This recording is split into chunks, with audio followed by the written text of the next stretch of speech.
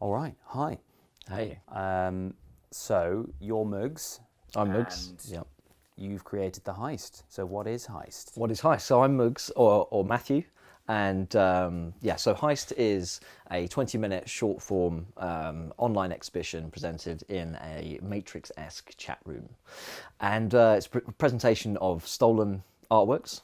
So we've got assembled a crew of contemporary artists to essentially thieve works by being inspired by them and then translating them from visual artifacts into text, which we're going to have scrolling through the chat room.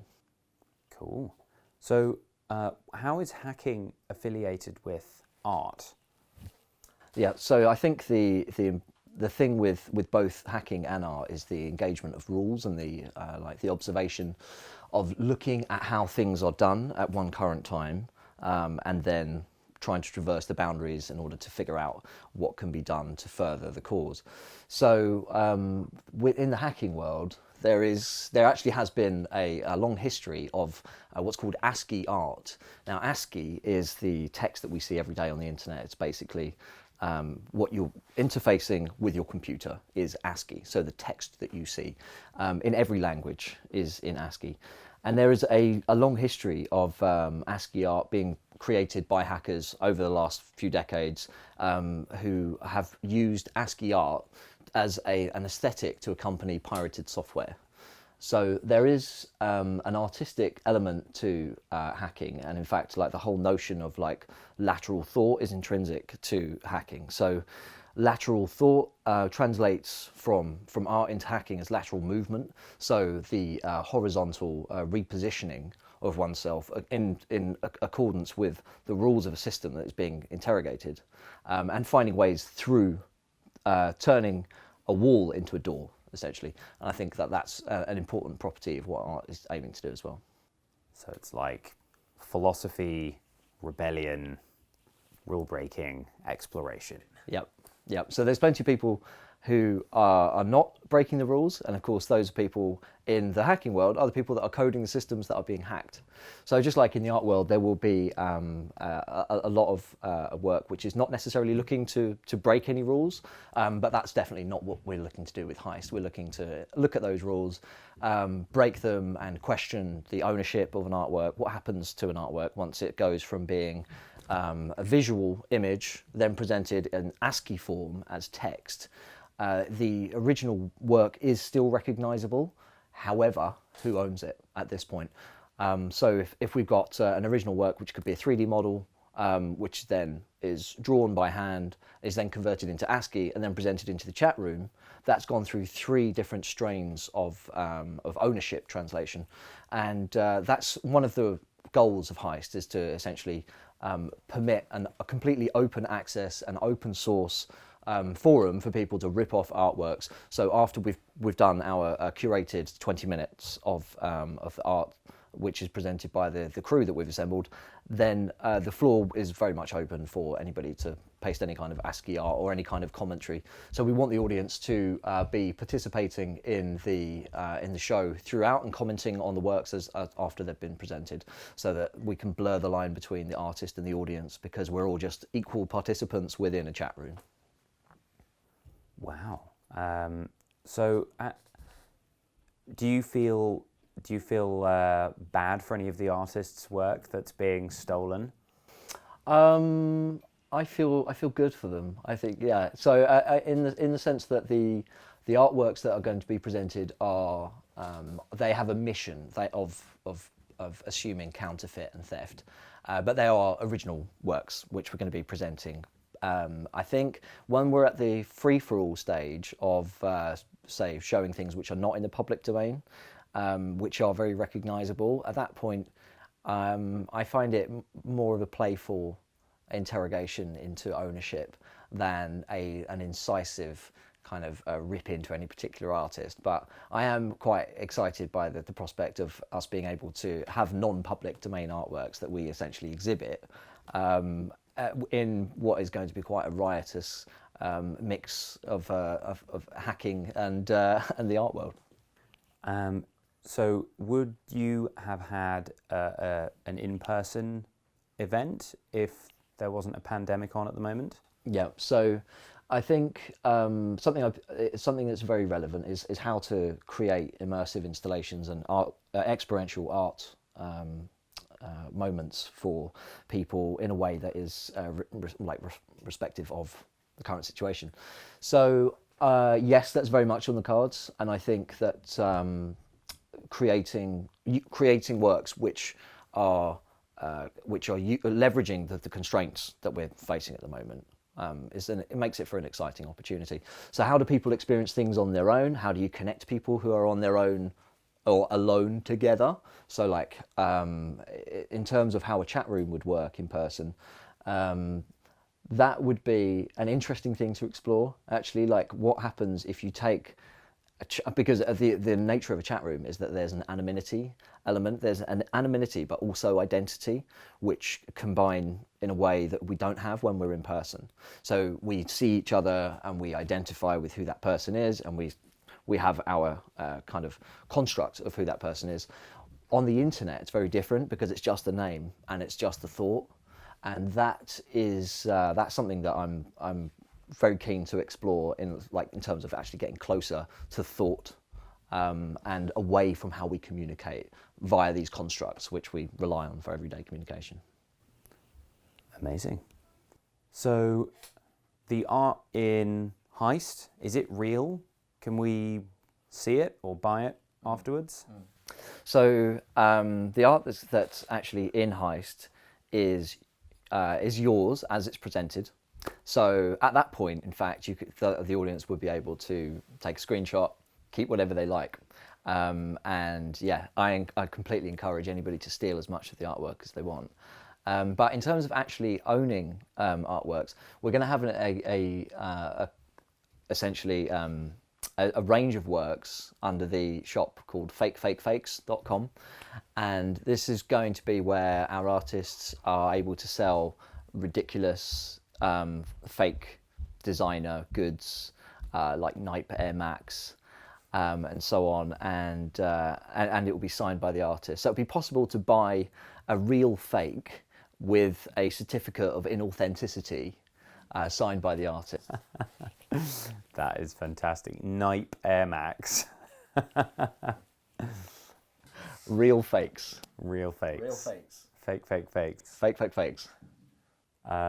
Fantastic. So where can people go to find out more about HEIST? So heistart.com. So heistart.com at the moment will be your primary source for information on the upcoming exhibition, and then at the time of exhibition, so 6:30 on the 10th of December, it's going to turn into the chat room. So the chat room is going to be accessible from heistart.com, and that will also have a link, of course, to the shop, which will be at fakefakefakes.com.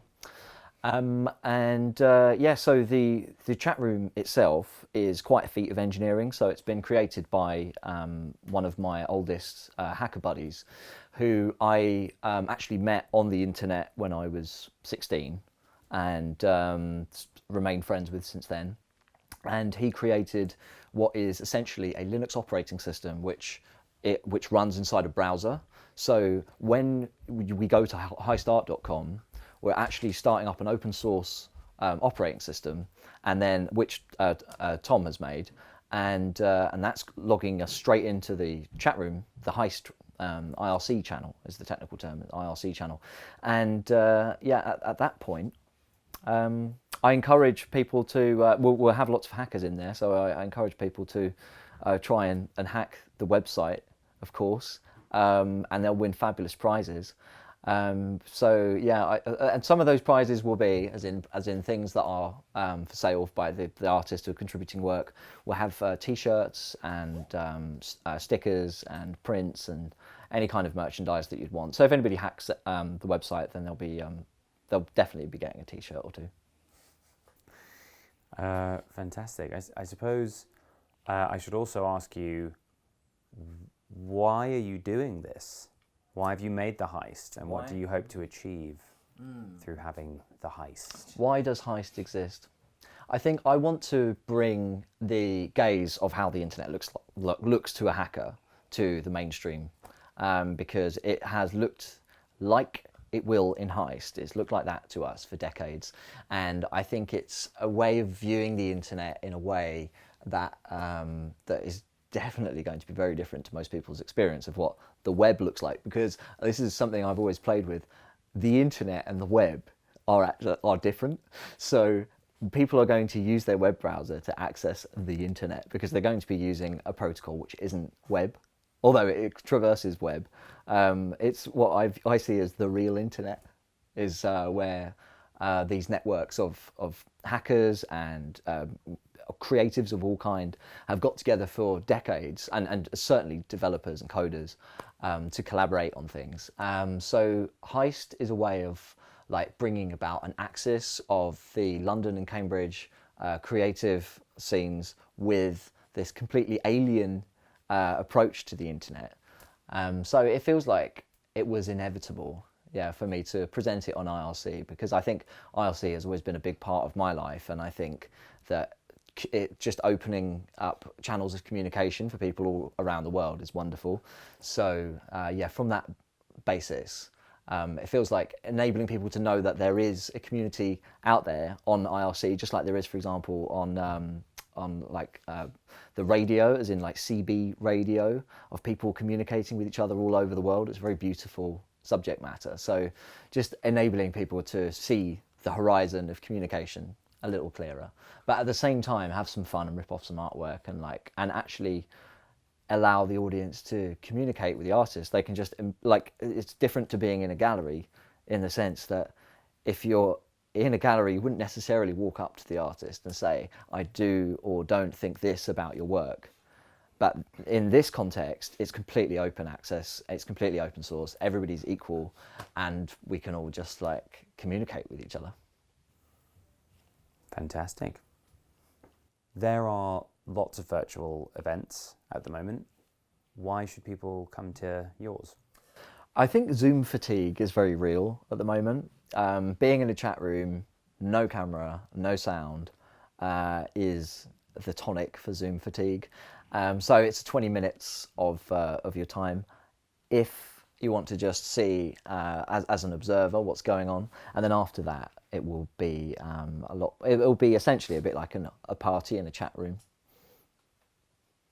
And do you have to pay to go to HEIST? No. It's completely free. Absolutely. Completely free. Yep. So all the software for making the site is open source. Everything about it is governed by the principles of open source. So it's free access for everyone. And have you got to making art through hacking? Yep. So this is an area which I find of great interest, because the sound of data is the sound of a dial-up modem, late 90s, connecting to the internet. That's what data sounds like. So I've been playing with operating systems that allow you to listen to that data for decades. And actually, although it would come across like white noise, when it isn't white noise, it gets very interesting. And it becomes controllable through the kind of the speed of a hack, or the speed of a what's called a scan. So a scan, which is like a reconnaissance against a given target, can be either very fast, which is very noisy and detectable, or it can be very slow. So that means that there is a natural rhythm to hacking. So I want to like take the pulse of that rhythm, and I've created some artworks where I basically either I'm attacking myself, or I do one where I'm attacking a very famous nuclear research center, and turn that into a sound artwork. So when I do that, what I do is I take the sound of the data, I run it into my studio equipment, and then I perform a kind of like four-handed live performance where I'm doing some hacking over here, and I'm doing audio processing with filters and all kinds of different effects.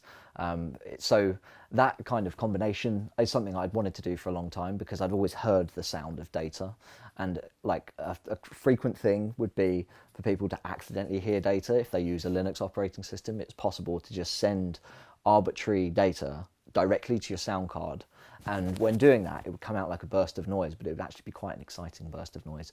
So yeah, it's definitely something that I've really enjoyed tapping into. Very cool. What is HEIST? So HEIST is a 20-minute online exhibition of stolen artworks presented in a Matrix-esque internet chat room.